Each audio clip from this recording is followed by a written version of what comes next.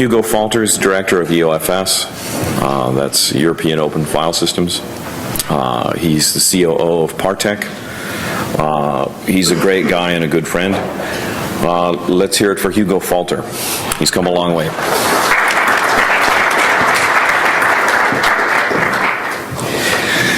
Good morning, and thank you for giving me the chance to give my talk today. As you know, we originally planned to have the talk on Tuesday already, but unfortunately I couldn't fly in for this time. So I'm very glad and happy that you give me the opportunity, and thank you, Stephen, to move that talk to early morning today. I'm representing the EOFS, the European Open File System Cooperative. That is the brother or sister company, if you might say so, to OpenSFS. It was founded alongside the same time period, and actually bringing together the interests and activities of those being involved in the development of Luster in Europe, as well as being involved as customer or scientific sites. So we join and move that activities together and hope to contribute to a future strong Luster community. I would like to share with you some activities we did and we are in, and some participation in projects, either politically driven or activities around one of our subgroups called EIOW, which is ever closer working together with the Luster community, and the national and EU-founded and funded projects. At this point, let me just interfere a little bit with one aspect I'd like to discuss with the colleagues within our community. When they come up and say there is OpenSFS and there is a strong contribution on a financial aspect, the level of contribution is up to 500K per year, so this is a strong organization. They can set up RFPs and really support the community. And my answer is that's exactly what they should do, and we honor that very much. But the members of OpenSFS, at least some of them, are also members in EOFS. And since we are so close connected to OpenSFS, it would be impossible to charge them for their membership a similar amount of money a second time, right? So we had to set up a scheme which allows the participant in OpenSFS to join EOFS without open their money pocket a second time. So our idea is we have financial sources on the national and European level in Europe, and we bring the participants together related to that project and getting the funds out of it. At the end of the day, our goal is that this amount of money flying in and flowing into the Luster development should not be less as our friends in OpenSFS and their members contribute. So that's the spirit. Actually, we would like to add that amount of money and make it a double amount to that amount OpenSFS is already bringing in to our Luster environment. What we did in 2012 is to be said in a short way. We had workshops in Europe. We contributed to the LUG, which is a joint approach with OpenSFS, as you know. We shared one booth and activities at ISC in Hamburg. We sent our people to the WAM Cloud Luster training in Barcelona and brought those outside Germany also on their way to Barcelona and to other WAM Cloud activities around getting hands-on to the Luster development. Then we started actually a second time in a big event, LAD 2012, which is primarily set up by our French friends from CEA. We have Aurélien, our colleague here, in the audience, and they do a fabulous job there. I will come back in my next slides. There will be another event this year already set up, and we would like to give you the information for that. Also a joint event for OpenSFS and EOFS, and of course finally we contributed to the SC 2012 in Salt Lake City, joint booth activities, interviews, talking to the people and bringing the companies involved in Luster development together.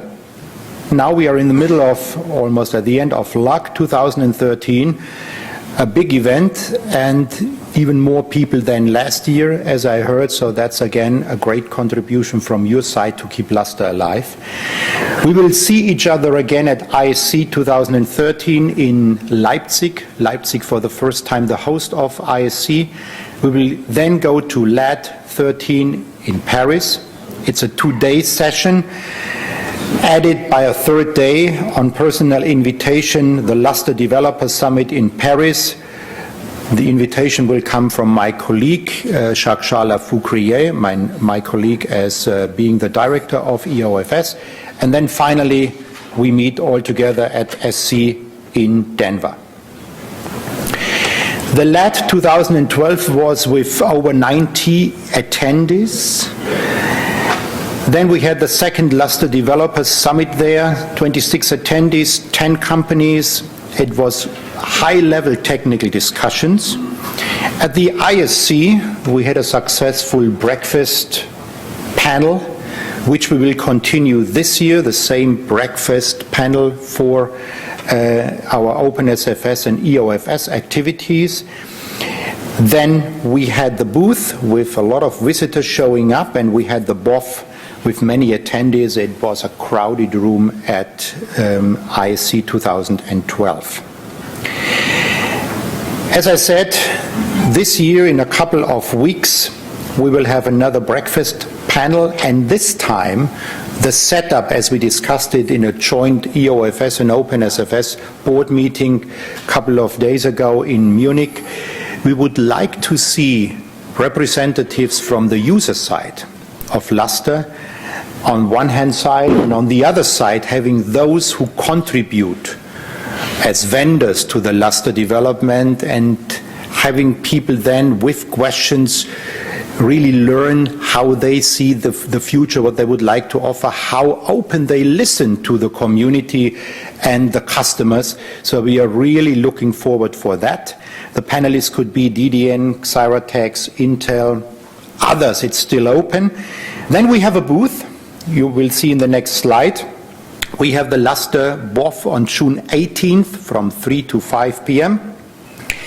And what we also agreed on, because that's a quite expensive thing to do, we would like to have our budget a little bit below this one which we experienced in 2012.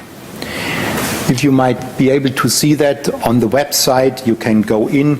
You see our booth, it's quite nice located, and our representatives from both communities, OpenSFS and EOFS, are already involved and engaged in the preparation of that activity. Breakfast meeting, having the booth is not an easy thing to do, as you know, but it gives us the platform we need to be seen in the HPC community, as well as we having the chance to meet those contributing on a developer as well as on a user side. Then, Aurélien, we go to Paris. We go to your hometown. We actually do it on September 16 and 17 at the Hotel Lutetia. Your French is better than mine. Is Lutetia? Lutetia, thank you. And we meet there and have the third day, as you know, by personal invitation, the core team of Luster developers. That will be a beautiful location. So those of you being interested in beautiful cities and Luster, please come. Talks for LAD 13, still welcome. Go on the website, let us know who would like to share ideas with us. And we are again happy to have important sponsors on our side like Böhl and CEA and Intel and Xyratex who make that happen. This is the third day, as I said, on September 18th, and Jacques-Charles will come up to you for the invitation. Now, I said, how do we contribute to the Luster community on a financial base? We have several platforms set up in Europe the last, 24 months, which we use as EOFS to have the European Commission, as well as on a national level, the governments, having an open mind for our needs in the HPC community. One is the so-called ETP for HPC, which we started in October 2011 in Barcelona. A lot of work and time involved, but it was necessary because this is a so-called European technology platform. The ETP stands for it, and HPC should be on the horizon and should be in the heart and mind of the governments and the EU Commission who are involved in that. That's very important for us. So it should, for the research and technological objectives, be the platform where vendor-driven customers and vendors and scientific sites join together and work together to show to the public what the needs for HPC in the future are. How is it organized? We set up the organization as a Dutch association. It's open for all organizations from all over the world who do R&D in HPC on European surface. So, for instance, we have companies like Intel and others coming from the United States, and they're more than welcome because they have sites in Europe with R&D in HPC, and of course they have the full level of membership. The research centers are represented by 5 members and representatives, the European SMEs 3, the European controlled corporations 5, and the international companies with the R&D in Europe I mentioned with 2. And the steering board is a chairman right now. It is Geoffroy Lavignon from Bull. Then we have 2 vice chairmen for the coordination with PRAISE, the European infrastructure for HPC and the HPC development. We have a secretary administrator, which is me, and we have a treasurer, which is Gianpietro Tecchioli from Eurotech. The funny thing is, how do we share our work in the office? We have 4 virtual offices.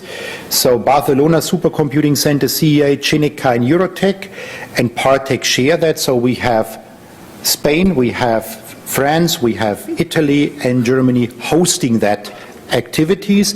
And this is something I would like to introduce to the next board meeting of OpenSFS and EOFS. I would like to see both companies sharing in as associated members. That's a very low financial burden, by the way, but you should have the forum so that you share your ideas when it comes to the setup of the strategic research agenda, which is one of their tasks I'm talking in a minute. That is the list of founders. The new members, so you see it's a quite active and moving organization. And just to tell you why it's important to participate. It's the ecosystem for HPC, the technology providers, we have the ISVs, we have the users, we have research centers, and they all come up and discuss what are the goals for HPC, how can we contribute on all our levels, and how can we convince governments and the European Commission to contribute. You can be either a full member as an organization or as a person, or you can be an associated member. What would be the way to choose for OpenSFS and EOFS? Now, what did we do? We set up a strategic research agenda. We had contributors from very different fields from all over the world writing a book. This book will be distributed to you during ISC on our EOFS booth as well, and you can see that I/O plays a significant role in that. Without highly scalable I/O, no exascale, no development towards that future which is needed for the application like Human Brain Project and other things which we need and which we see as very crucial. And if you read that strategic research agenda, you will, I think, be very happy because you will find a lot of the arguments you discuss here at the LUG and LUGs I was with. You will find it in a printed form, and we met a couple of months ago with the Vice President of the EU Commission, Madame Neelie Kroes, in Brussels, and we promised her to hand over that strategic research agenda with the highlight of I/O within the next couple of weeks and make it public by the time we have ISC. Horizon 2020 is the name for the financial pocket of the EU Commission when it comes to research and development, and we would like to be a good part of that Horizon 2020 financial project. The amount of money should be approximately up to 1 billion euros, where we in the entire HPC sector could see that support coming from the EU over a time limit from 8 to 10 years. The main topics is system and component architecture, system software, programming environment, HPC usage models, energy, of course, extreme parallelism, resiliency, which is now in many projects, I/O, as I said, storage, big data, big things, supporting new workloads, new HPC delivery. Look at the strategic research agenda. I think that's very important, and join with us to make that happen in the projects we will set up through the process of ETP with the EU Commission. Now, the PRAISE, the European Infrastructure for HPC, is already set up, as you know. They coordinate the time scientists have from around the world and access to the European systems. They are set up in different levels, like Tier 0 we have in France, we have in Spain, we have in Italy, we have in Germany, and then the different levels 1, 2, 3 up related to the size of the system. It should lead us to a strong infrastructure in Europe, and the ETP for HPC now defines and keeps updated the strategic research agenda, the SRA, and bring it not only to the attention of the EU Commission, but work with the user representatives in PRAISE to get the best solutions you have in mind. Both organizations, the ETP for HPC and PRAISE, are part of the European HPC governance, and they have complementary stakeholders, as you see. And we connected each other. There will always be one representative of the ETP for HPC being in the board meetings of PRAISE and vice versa. So it should be similar to what we do in OpenSFS and EOFS. We should co-design our future and be involved in that cooperative aspect. As I said, just summarizing why it's important to be a member. First of all, that we all know what you have in mind about our future. We can share your ideas. You can influence the projects coming up through the SRA and your participation, and you are a member of that development. Now, it comes to concrete money-making aspects. But before we go into that, I would like to just highlight that when we founded ETP for HPC, we did not give up at all the other activities we have in Europe for the entire HPC community worldwide, like Prospect. This is the promotion of supercomputing partnerships for European competitiveness and technology. The European supercomputing centers lead that activity, like the Forschungszentrum Jülich, Barcelona Supercomputing Center, LRZ in Munich. And we have members from all over the world, 39 right now, users. The big names of vendors are represented, and this is more showing each other where the technology is now and where we can work together on a project base for the better solutions in the future. We meet twice a year, and the membership is very, very inexpensive, by the way. It's 500 euros per year. We would not limit membership to those who can afford it. It should be open. The more we have contributing on that technical level, the better it is. Now, this is a German association, the Prospect. We support science and research in the fields of supercomputing, as I said, and in projects we set up with the members and related partners, we would like to support that development. Now, how do all that players work together, and how can they support our OpenSFS and EOFS activities? How can they support Luster and I/O? As I said, on the left-hand side, we have Praise, the infrastructure, who take care that we have enough big machines to fit into the needs of those using the application for better science. We have the ETP for HPC, vendor-driven, but also users and companies contributing also on a user level, the scientific world, the science world, and the setup of the SRA, as you see, which comes to the European Commission and will then be used like in projects Prospect, HPC. We have the same activities like we have Prospect in Europe. We have TerraTech in Europe, which is located in Paris. So it is bringing participants together and share ideas and set up projects. Now, short word, because I see my 5 minutes here, remaining talk time. We have a subgroup called Exascale I/O. You know that for us it was important to have that subgroup in EOFS, and I make it very clear here, it is not seen, otherwise we wouldn't do it, as a competitive approach to Luster. Not at all.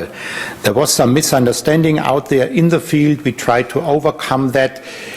How did we do it? First of all, to talk to the people and inform them and bringing the people together. This means what we did is we invite, when the subgroup meets, when the work group meets, we invite representatives from the Luster community. We have representatives from Intel, from Xyratex, talking, listening. So bringing them together for us is a good contribution to an ever better I/O environment and to a better future also for Luster, because the activity is seen as supporting Luster on top of Luster for a better connectivity to the application. That's the idea. Concrete is a project we did still before Horizon 2020 in Europe. It's called FAST. The decision is still pending. We are in a very good position with our partners from an EOFS perspective and also with our friends and partners of OpenSFS. It's coordinated by Andre Brinkmann from the University of Mainz, and we have 7 partners. A second one is ITEA2, and the decision is also pending. We were informed that our position is also here quite good. This is activity with 12 partners, both activities primarily focusing on I/O. Another project, which is on first hand not related so much to highly scalable I/O, but from the target, very, very important, because a lot of money is involved and the key players are involved. It's called DEEP. It was one of the 3 activities being supported by the EU Commission under the Framework 7. This is the one which is now almost at the end. It's Dynamical Exascale Entry Platform. We are looking for a specific setup. We call it cluster and booster. We divide the applications and make a cluster architecture able to develop into a exascale system. That's what we have in mind and hope. It's funded with 8 million from the EU Commission and has 16 partners. And we will develop a novel exascale enabling supercomputing architecture with a matching software stack and a set of optimized grand challenge simulation applications. And now we are waiting for that should come within the next couple of days, not later than the end of April. The team, 14 partners out of that team, joined together for deeper, and this is pure I/O. And Luster plays a significant role in it, called deeper, deep extended research, coordinated by the research center in Jülich, 14 partners, and it's still under consideration, so I can't talk too much. But let me put it in these words, I'm very optimistic that the EU Commission and the referees will choose, as far as we heard, 2 out of the applicants, and it would be nice if this deeper project, so much focused on I/O, will be funded. We know it within the next 2 weeks and can share all that with you during ISC. So, questions coming up, but before we go to questions, I just want to summarize. What I wanted to share with you is that together with our close partners, OpenSFS, we set up a goal to drive Luster, to set up a platform where you all feel comfortable, you all contribute, and we have Luster without the crisis we saw a couple of years ago in a bright future. That's why we do it. Why do we do it? Because we think that Luster is the answer to the freedom the users need when they go and approach the next level of HPC systems, for instance, also outside of the world of HPC in big data. And we need that highly scalable open source solution called Luster, no doubt about it. That's why we work together. Other solutions might be not as open and might not give the developers as well as the users the chance to co-design and co-develop around Luster.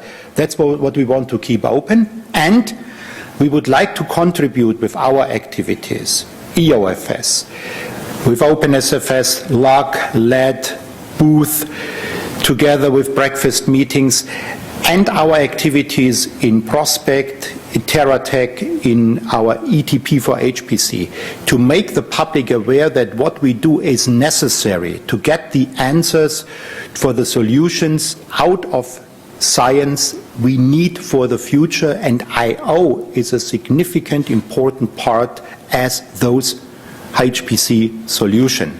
That's why we do it, and we hope to contribute through that public financing, also from a financial standpoint, to the enormous, important and successful activities OpenSFS is already doing, and you contribute through your excellent development work for Luster. Thank you very much.